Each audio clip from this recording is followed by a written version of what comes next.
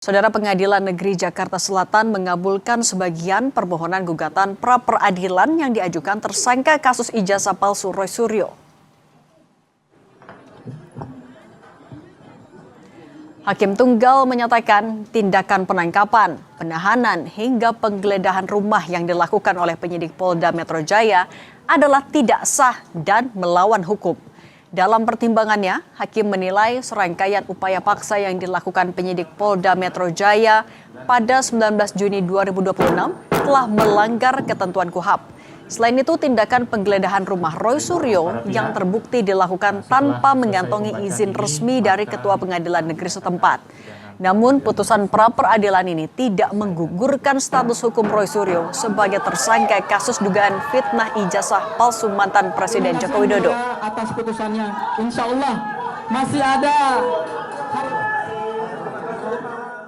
1. Mengabulkan permohonan pra-peradilan pemohon untuk sebagian.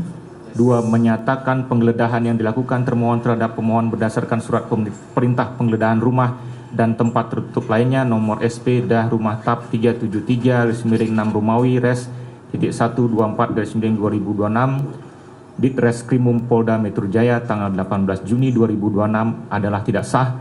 3. Menyatakan penangkapan yang dilakukan oleh termohon terhadap pemohon berdasarkan surat perintah penangkapan nomor SP Kap 7036 Res 1.14/2026 Ditreskrimum Polda Metro Jaya tanggal 19 Juni 2026 adalah tidak sah.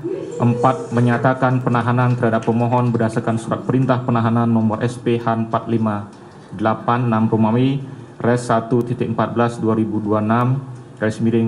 Ditreskrimum Polda Metro Jaya tanggal 19 Juni 2026 adalah tidak sah. Merespons putusan ini, Roy Suryo menyatakan apresiasinya terhadap objektivitas hakim. Sementara itu, Roy Suryo akan tetap bersiap menghadapi sidang pra-peradilan kedua yang dijadwalkan bergulir Jumat ini, khusus untuk menguji keabsahan penetapan status tersangka dalam jeratan Undang-Undang ITE. Pra-peradilan kedua ini tetap dilakukan karena putusan kemenangan pra-peradilan pertama hanya membatalkan penangkapan, penahanan, dan penggeledahan rumah, tetapi belum menggugurkan status hukumnya sebagai tersangka.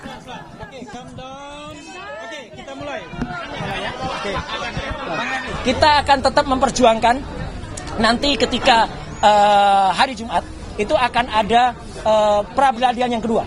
Pra-peradilan kedua itu ada hari Jumat dan itu apa isinya nanti akan disampaikan. Dan saya juga ingin sampaikan, hari ini kita menyelesaikan pra-peradilan di Jakarta Selatan. Kita juga akan mengikuti nanti perkara pokok itu di Jakarta Timur. Tapi kemarin kita mengajukan gugatan ya PMH itu apa sih? Perbuatan melawan hukum di Jakarta Utara. Sementara itu, Presiden ke-7 RI Joko Widodo kembali menegaskan akan hadir ke persidangan kasus tudingan ijazah palsu dengan terdakwa Dr. Tifa. Jokowi akan membawa seluruh ijazah yang dimiliki, mulai dari SD hingga perguruan tinggi. Jokowi memastikan kehadiran di persidangan apabila sudah ada panggilan dari majelis hakim. Kalau saya diundang oleh Yang Mulia Majelis Hakim untuk hadir di forum persidangan, ya saya akan hadir. Dan sesuai yang saya sampaikan yang lalu, saya akan membawa dan menunjukkan ijazah dari SD, SMP, SMA, dan S1 yang saya miliki. Baik untuk persidangan Roy Suryo dan Tifa ya Pak?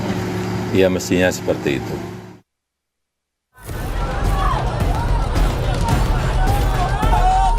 Tetap memperjuangkan nanti ketika hari Jumat itu akan ada pra-peradilan yang kedua.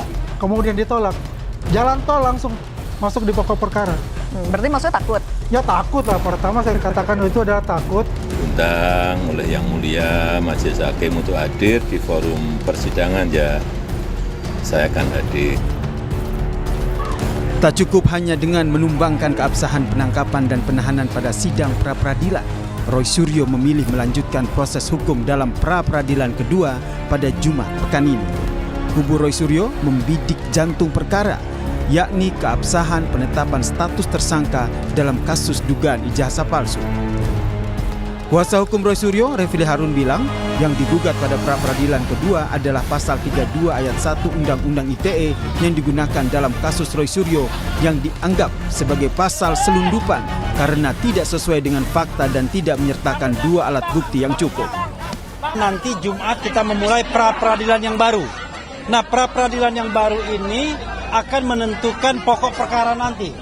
Karena kita akan mengajukan pasal 32 ayat 1 yang kami anggap itu adalah pasal selundupan hanya untuk bagaimana bargaining power penyidik bisa menahan suatu waktu baik Mas Roy maupun Dr. Tifa. Karena itu kita akan ajukan, kita berusaha insya Allah rontokkan pasal ini, karena pasal ini paling tidak menurut kami tidak disertai dengan fakta dan peristiwa yang sesungguhnya. Tidak disertai dengan 2 alat bukti yang cukup. Ini tidak bermaksud untuk menghambat pokok perkara, karena pra-peradilan ini adalah hak yang diberikan oleh undang-undang kepada tersangka dan terbukti. Di sisi lain, Ketua Umum Militan Gibran Nusantara Andi Azwan menuding langkah pra-peradilan kedua Roy Suryo ini sengaja memanfaatkan celah hukum KUHP baru untuk menunda sidang pokok di Pengadilan Negeri Jakarta Timur. Strategi ini dinilai bertujuan untuk mengintip persidangan Dr. Tifa demi mempelajari dakwaan, alat bukti, mengantisipasi pertanyaan jaksa sebelum Roy sendiri akan disidang. Itu diajukan yang namanya pra-peradilan, kemudian ditolak.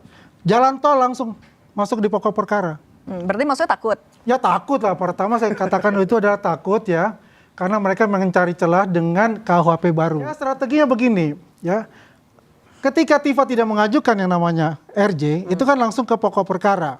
Sedangkan Roy Suryo mengajukan itu karena dia ingin mengintip apa sih yang akan dipertanyakan oleh JPU kepada terdakwa.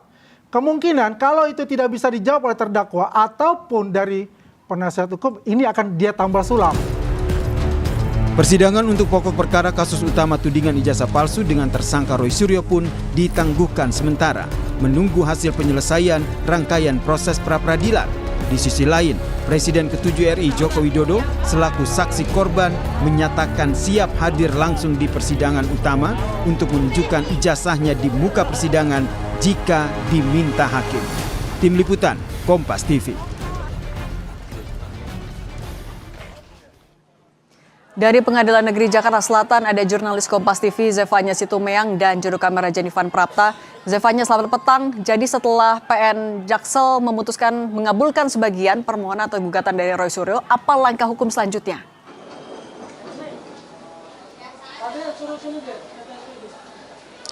Ya, Cindy, tadi siang sudah dikabulkan sebagian permohonan dari pra-peradilan yang diajukan Roy Suryo, begitu, di mana objek yang dikabulkan oleh majelis hakim ini adalah terkait dengan penggeledahan, penangkapan dan juga penahanan terhadap Roy Suryo. Sementara permohonan lainnya seperti rehabilitasi dan juga pemulihan nama baik ini tidak dikabulkan oleh majelis hakim. Adapun tadi sejumlah pertimbangan yang membuat majelis hakim ini pada akhirnya dalam putusan pra-peradilan ini mengabulkan permohonan tersebut sebagian, yakni dikarenakan penyidikan yang dilakukan Polda Metro Jaya ini dianggap ada, atau maksud kami penggeledahan yang dilakukan Polda Metro Jaya ini merupakan bagian dari penyidikan tahun 2025 dan juga ketentuan acara hukum yang digunakan ini menggunakan KUHP lama. Selain itu juga Roy Suryo selama proses pemeriksaan majelis hakim menyebut bahwa dari pihak pemohon atau Roy Suryo ini selalu bersikap kooperatif dan juga menurut hakim tindakan penggeledahan yang dilakukan Polda Metro Jaya ini dianggap cacat formil. Selain itu juga hakim ini juga menyebut bahwa Roy Suryo ini selalu mematuhi syarat wajib lapor selama ia menjadi tersangka dan juga hal tersebut juga dianggap hakim tindakan penahanan terhadap Roy Suryo yang dilakukan oleh Polda Metro Jaya ini pada akhirnya dianggap tidak sah. Tapi tadi hakim ini juga menekankan bahwa putusan putusan yang dibacakan tadi ini tidak membuat berkas penyidikan Roy Suryo ini menjadi tidak sah. Jadi masih dapat tetap berjalan. Tapi Roy Suryo ini masih akan mengajukan pra-peradilan yang kedua, Cindy dan juga saudara, yakni dengan fokus terkait dengan penetapan statusnya sebagai tersangka. Yang dimana nanti ini akan digelar pada Jumat mendatang tanggal 10 Juli 2026. Apa yang menjadi alasan ia pada akhirnya mengajukan pra-peradilan kedua lagi? Karena itu tadi masih mencari keadilan terkait statusnya sebagai tersangka ini yang nanti akan kita tunggu bagaimana hasil dari sidang putusan majelis hakim terkait pra peradilan yang diajukan kedua oleh Roy Suryo. Cindy. Terima kasih jurnalis Kompas TV Zevanya Situmeang dan juru kamera Jenifan Prapta dari PN Jakarta Selatan. Saudara, pasca memenangkan pra peradilan pertama atas keabsahan penahanannya, Roy Suryo pantang surut langkah dan langsung mengajukan pra peradilan kedua pada Jumat ini. Manuver kilat ini dituding kubu lawan sebagai taktik mengulur waktu sidang pokok untuk mengintip kartu truf kejaksaan. Benarkah demikian? Kita bahas bersama Ketum Jokma Nusantara Bersatu Andi Azwan dan pengacara Roy Suryo Abdul Ghafur Sangaji. Selamat petang Bapak-bapak semuanya. Selamat petang Mbak Cindy. Saya mau mulai dari yang tadi, kliennya senyum lebar banget di PN Jaksel. Sebenarnya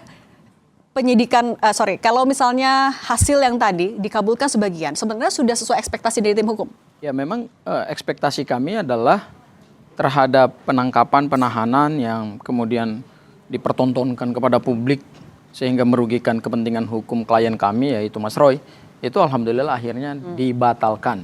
Ya, artinya penangkapan penahanan tersebut dinyatakan tidak sah, cacat prosedur dan memang tidak berdampak signifikan kepada pokok perkara, dan memang tujuan kami mengajukan pra peradilan yang pertama ini adalah untuk mengembalikan nama baik seseorang. Bila perlu kita akan melakukan permohonan ganti kerugian karena tadi di dalam putusan pra peradilan hakim mengatakan bahwa untuk permohonan ganti kerugian, rehabilitasi itu bisa diajukan secara terpisah dengan permohonan pra peradilan yang baru. Jadi sebenarnya sasaran kami itu adalah pertama mengembalikan harkat dan martabat seorang meskipun statusnya masih tersangka, tetapi penangkapan, penahanan, penggeledahan yang dilakukan secara paksa karena itu adalah bagian dari upaya paksa itu tidak sesuai dengan hukum acara pidana. Dan kemudian yang kedua, ini menjadi satu momentum pembelajaran hukum karena perkara Pak Jokowi ini kan adalah satu laboratorium hukum ya di era hukum pidana baru, KUHP baru, KUHP baru, sehingga dari awal kami katakan bahwa kami sudah melihat dan kami yakin kami akan menangkan gugatan atau permohonan pra peradilan ini karena memang secara prosedur hukum tidak sesuai dengan semangat KUHP yang baru gitu. Oke, tidak sesuai dengan prosedur hukum artinya ada yang tidak sah, ada yang cacat di sana kalau dari kubunya Pak Jokowi, tapi jangan dijawab dulu. Kita sambung lagi nanti usai jeda, tetap bersama kami di Kompas Petang.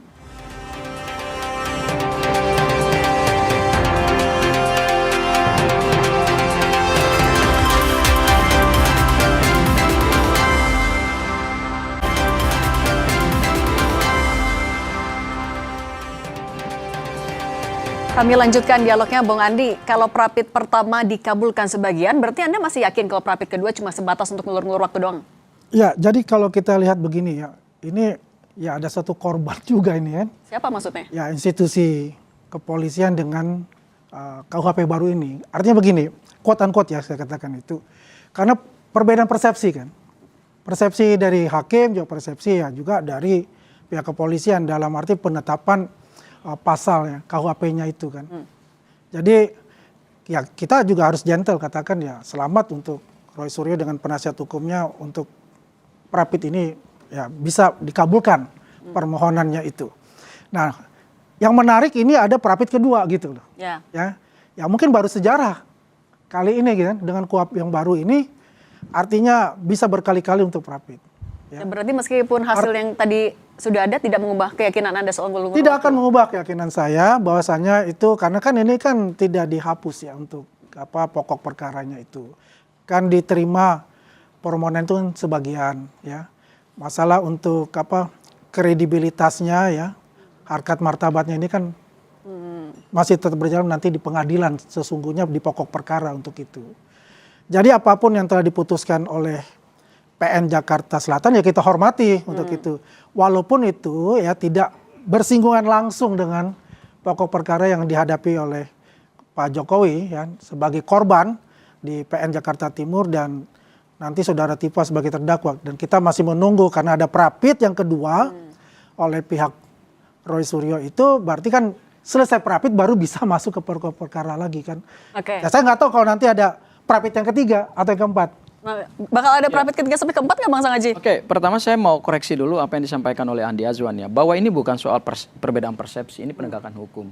Hakim telah memeriksa alat bukti, baik saksi, ahli, kemudian bukti surat. Nah, asasnya kan adalah asas res judicata pro varite habetur, bahwa putusan hakim itu harus dianggap benar sepanjang tidak dibatalkan. Dan kemudian berdasarkan KUHP, putusan pra peradilan itu tidak bisa dilakukan upaya hukum, banding maupun kasasi. Jadi artinya dia final and binding. Jadi kalau dikatakan ini persepsi, ini perbedaan persepsi, tidak. Karena justru pra peradilan itu untuk menguji kewenangan penyidik dalam melakukan upaya paksa, penangkapan, penahanan, dan penggeledahan, dan berdasarkan proses pembuktian, hakim meyakini bahwa penangkapan, penahanan yang kemudian diglorifikasikan dan kemudian dibesar-besarkan oleh juga pendukung Pak Jokowi itu sesuatu yang tidak sah secara hukum. Tapi itu untuk case close ya. Oke, itu tapi artinya, yang pra kedua itu berarti? Oke, hal yang kedua adalah soal pra peradilan yang kedua. Ingat, pra peradilan ini diajukan, dan saya kira mungkin ini adalah pra peradilan perdana ya, di era KUHP baru yang berlaku sejak tanggal 2 Januari 2026. Kalau kita baca ketentuan dari pasal 158 sampai pasal 164 KUHP yang baru, yang ada adalah pra peradilan itu tidak ada pembatasan berapa kali mau diajukan. Sepanjang objektum litisnya sama, tidak sama. Ya, sepanjang objektum litisnya tidak sama, sehingga ketika objektum litisnya sama, maka permohonan itu bisa dikatakan nebis in idem. Misalnya contoh, kami mengajukan yang kedua ini justru berkaitan dengan pokok perkara. Ya, kalau yang pertama, yang hari ini sudah putusannya dan alhamdulillah sudah dikabulkan, ya meskipun cuma dikabulkan sebagian, tetapi inti daripada pengabulan itu adalah yang dilakukan Polda itu sudah melanggar hukum. Ya, kami ingin masuk kepada pokok perkara yang kedua. Yang kedua ini adalah kami ingin menguji alat bukti yang dimiliki oleh Polda terkait dengan penetapan tersangka. Pasal 32 Undang-Undang ITE karena ancaman pidananya berat. Ini yang kemudian kemarin kami melihat pasal ini sengaja disusupkan supaya ada proses penangkapan dan penahanan, dan alhamdulillah itu penangkapan penahanan dibatalkan oleh hakim tunggal pra peradilan. Bang Sangaji, kalau misalnya di KUHP baru memang tidak dibatasi jumlah pra peradilannya, apakah berarti menjawab kekhawatiran atau tudingan dari kubu sebelah, jangan-jangan emang lagi mengulur waktu? Ya, saya kira ini mungkin mereka tidak pernah menyangka bahwa kami akan mengambil strategi untuk melakukan pra peradilan itu justru di langkah terakhir setelah berkas perkara dinyatakan P21 dan jaksa sudah melakukan pelimpahan berkas ke pengadilan, di menit-menit akhir atau di staging terakhir itu kami lakukan pra peradilan. Kenapa? Karena itu adalah bagian dari strategi hukum. Dan strategi itu adalah sah karena memang diberikan oleh undang-undang. Kalaupun ini dianggap mengulur waktu, ya mengulur waktunya di mana? Ini kan cuma persepsi dan kekhawatiran mereka. Karena kenapa? Pasal 163, ini kita berdasarkan kaidah hukum ya. Saya berdasarkan kaidah hukum dan semua proses pembuktian kami di peradilan pra peradilan itu tidak berdasarkan asumsi, tetapi berdasarkan kaidah hukum. Norma pasal 163 ayat 1 huruf E mengatakan bahwa terhadap permohonan pra peradilan, mau yang pertama, mau yang kedua, mungkin yang ketiga, keempat dan seterusnya, sepanjang objektum litisnya tidak sama, maka pokok perkara harus ditunda. Dan itu dihargai oleh Pengadilan Negeri Jakarta Timur. Makanya kemudian Pengadilan Negeri Jakarta Timur sampai hari ini tidak mengeluarkan jadwal persidangan untuk Mas Roy karena mereka memahami benar konsekuensi hukum daripada diterapkannya pasal 163 ayat 1 sebenarnya Bang Sangaji, berarti gimana Bang Andi merasa kalau yang saya sama? mewakili masyarakat untuk melihat ini ya. Sebetulnya kalau yang pertama kita bisa mengerti untuk itu. Tapi kalau yang kedua diajukan pra peradilan mengenai statusnya sebagai tersangka, kenapa tidak dilakukan pada bulan November kemarin? Waktu beliau mendapatkan status tersangka. Strategi hukum tadi bilangnya juga sebenarnya. Nah, kita lihat dulu ini. Makanya kan saya bilang tadi kan, memanfaatkan celah-celah yang ada di KUHP yang baru itu. Bisa berkali-kali. Kalau kita lihat sebelum berlakunya Undang-Undang Nomor 20 2025 tanggal 2 Januari itu, kalau kita lihat, kalau kita pakai pasal, katakanlah Undang-Undang Nomor 8 tahun 81, ya, mereka sudah pasti masuk untuk itu. Karena pokok perkaranya sudah jalan. Itu pasti gugur.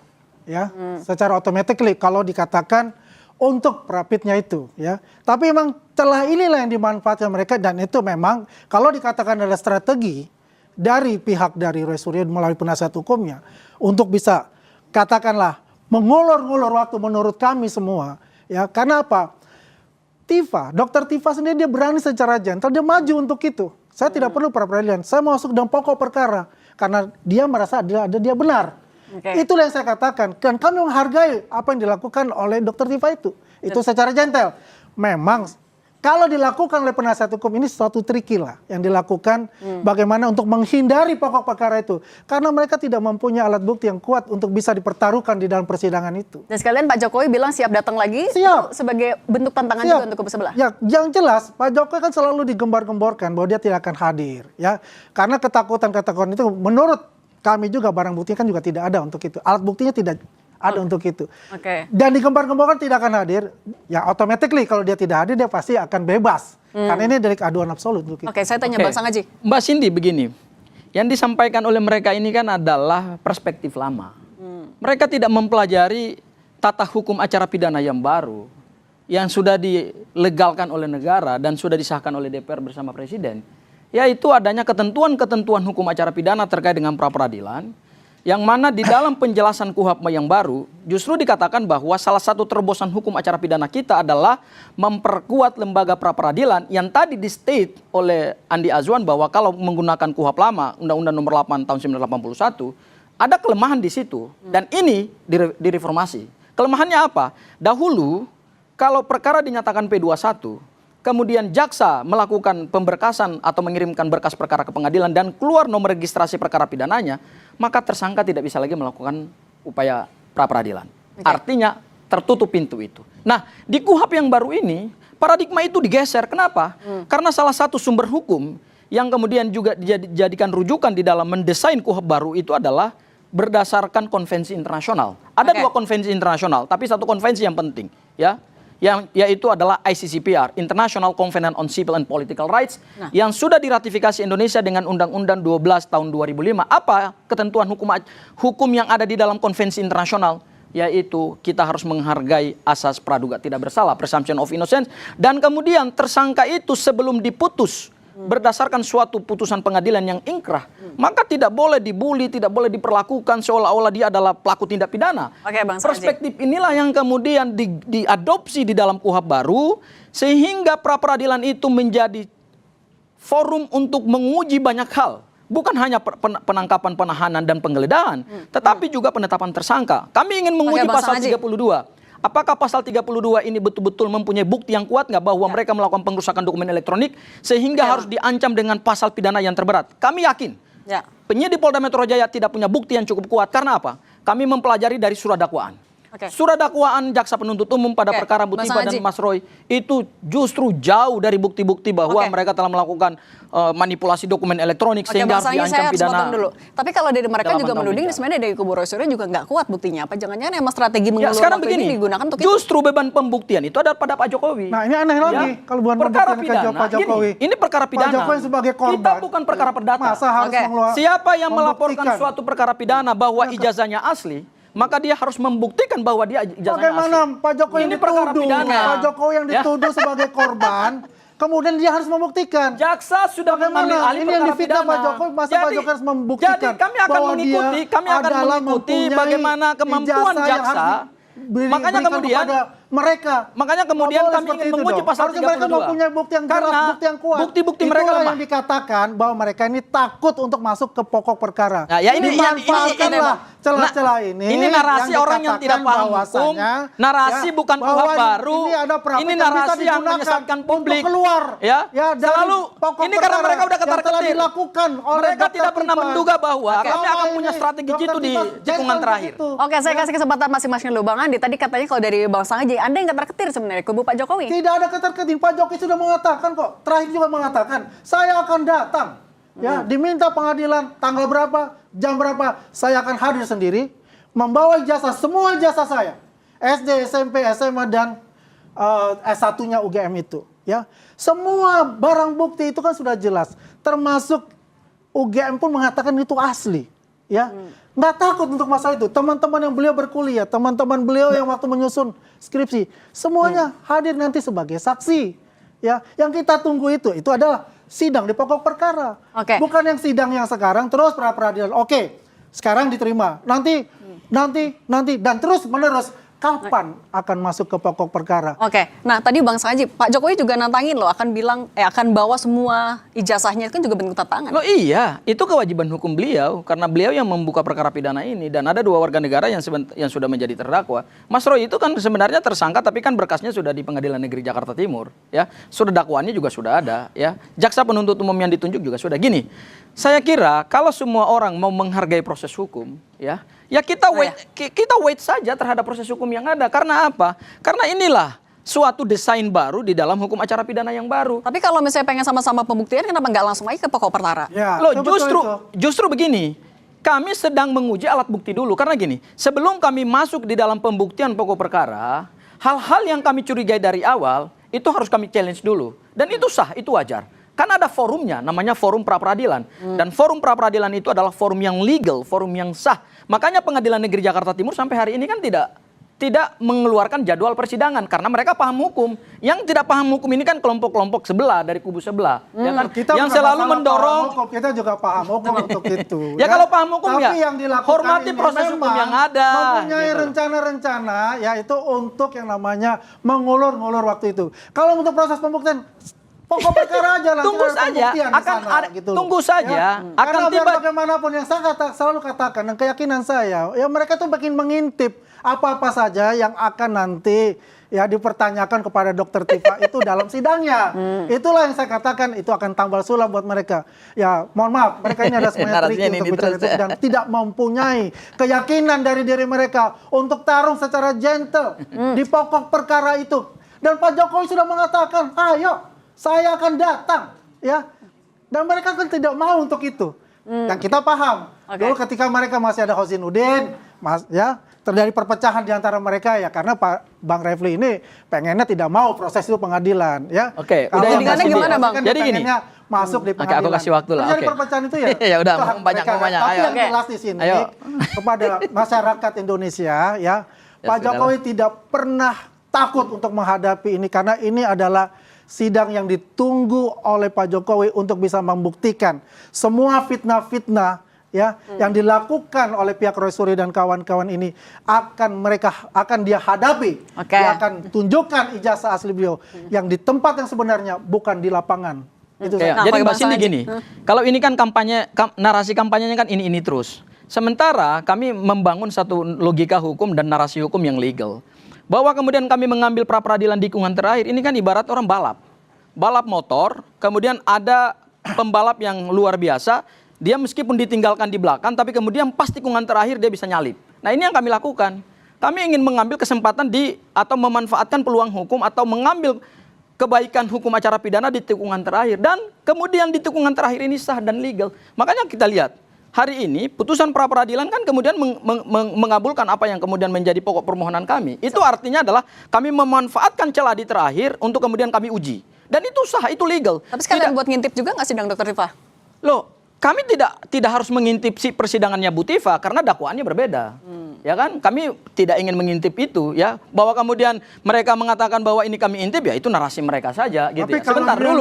Andi Azwan enggak. Tadi kan mengatakan ya sama dengan Roy Suryo ya. Dia punya itunya dakwaannya kan.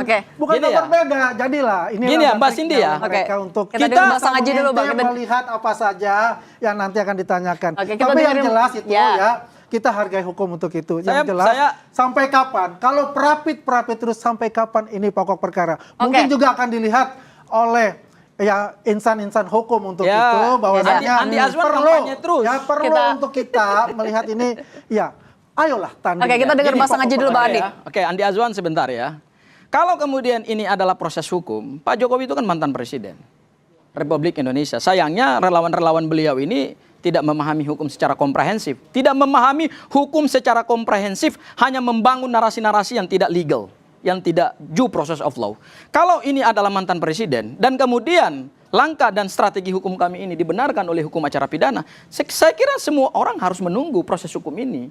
Ya, tidak perlu kita ketar-ketir, tidak perlu kita ada ketakutan. Kenapa kita ketar-ketir? Tidak perlu kita ketar-ketir, karena ini adalah proses hukum yang biasa dan ini adalah pelaksanaan KUHP di era KUHP yang baru. Artinya, ini menjadi satu pembelajaran hukum juga buat bangsa Indonesia bahwa dikala kita sudah masuk di era hukum pidana modern, hukum pidana nasional yang jauh lebih humanis itu, ada ruang-ruang hukum yang bisa dimanfaatkan oleh tersangka. Jadi tunggu saja, begitu selesai proses pra-peradilan ini, apakah nanti ada yang kedua, ada yang ketiga, ada yang keempat, tetap akan ada kepastian hukum di ujung. Perkara pidana itu akan diperiksa pokok perkaranya. Hanya momentum waktunya tunggu, karena apa? Berdasarkan ketentuan pasal 163 dan itu juga dipahami oleh pihak peradilan. Sehingga tidak ada dari pihak peradilan mengatakan bahwa ini kami mengulur waktu. Tidak pernah. Kami diperingatkan oleh pihak jaksa penuntut umum. Karena kewenangan penuntutan itu kan ada di jaksa penuntut umum. Kewenangan mengadili itu ada pada hakim, bukan pada mereka-mereka ini. Jadi saya kira yang ngapain terlalu ketar-ketir, ketakutan gitu. Kita tunggu saja. Kita tunggu saja. Bang Andi juga, tapi Pak Jokowi bilang kan bahwa semua ijazahnya dari SD sampai perguruan tinggi itu sebenarnya keinginan dari Pak Jokowi sendiri atau gimana? Keinginan Pak Jokowi. Dan tidak ada kekhawatiran sama sekali. Karena begini, biar tidak ada lagi presiden-presiden selanjutnya yang ingin, ya, artinya mengotak-atik semua. Karena ini semua yang berhubungan dengan Pak Jokowi ini sangat seksi untuk sebagai isu. Ya. Tapi di bawah hanya ketika diminta oleh hakim atau dokter Tifa yang mau pun tetap akan dibawa? Tetap akan dibawa oleh beliau. Ya, kalau itu diminta ditunjukkan, ya akan tunjukkan. Tapi semua akan dia bawa. Walaupun dari pokok itunya objeknya itu, objek perkaranya adalah ijazah asli beliau. Ya, beliau sudah mempersiapkan itu dan janji beliau kepada masyarakat untuk mempertunjukkan ijazah itu. Biar apa nanti? Ya, biar ingkar van Guisde itu. Ya. Artinya sudah mengikat, sudah tidak ada lagi orang yang mencoba-coba melakukan hal yang sama untuk itu. Ada lagi satu hal, Mbak Cindy ya. Saya kira kita tetap harus menghormati proses hukum yang sedang kami upayakan dalam pra-peradilan. Pada akhirnya kita akan masuk dalam pokok perkara dan pembuktian itu akan dilakukan secara berimbang. Jadi belum tentu juga dalil-dalil Pak Jokowi bahwa Pak Jokowi lulus kemudian mendapatkan ijazah secara sah itu kan masih bukti-bukti yang belum diuji. Contoh saya ambil hal yang paling sederhana dalam pra-peradilan. Sebelum kami memohonkan pra-peradilan, ya, kubu dari Pak Jokowi mengatakan bahwa enggak, itu udah sah, itu udah legal, itu sesuai dengan hukum acara. Begitu kami lakukan pembuktian dalam persidangan, ya artinya terbalik itu pembuktian hukumnya. Jadi semua bukti-bukti yang dimiliki oleh Pak Jokowi itu juga akan diuji secara cross examination berdasarkan hukum pembuktian dan kita akan buka-bukaan di dalam proses peradilan pidana. Ya itu makanya cepat aja masuk ke pokok perkara. Hanya menurut saya Anda lagi yang ada namanya pra-peradilan. Ada hukum yang memberikan hak bagi tersangka untuk menggunakan haknya. Kan selama ini juga bahkan sebelum kami melakukan pra-peradilan di ujung atau di tikungan terakhir itu, mereka kan selama ini mengatakan ajukan dong pra-peradilan. Nah, memang kita minta pra-peradilan pada status tersangka itu karena selalu mengatakan kita dikriminalisasi. Tahun lalu kita mau mendorong untuk itu. Lakukan pra-peradilan untuk itu. Kami melakukan makanya dia lakukan itu, sekarang ini. Memang saya bilang ada celah-celah yang dia lakukan untuk bisa memperulur waktu dalam pokok perkara terakhir. Itulah yang dilakukan. Itu dan itu mereka nggak pernah nyangka. Itu adalah triki yang dilakukan oleh itu bukan karena mereka takut masuk di dalam itu pokok strategi perkara hukum yang diberikan oleh undang-undang. Ini hanya halusinasi mereka aja. Baik, Bang Andi, Bang Sang mereka aja. Kami melakukan di tikungan terakhir itu sah secara hukum dan kemudian mari hargai dan mari hormati. Nanti kita tunggu sidang pokok perkara Bang Andi, Bang Sang Haji. Terima kasih sudah berbagi bersama kami di Kompas Petang.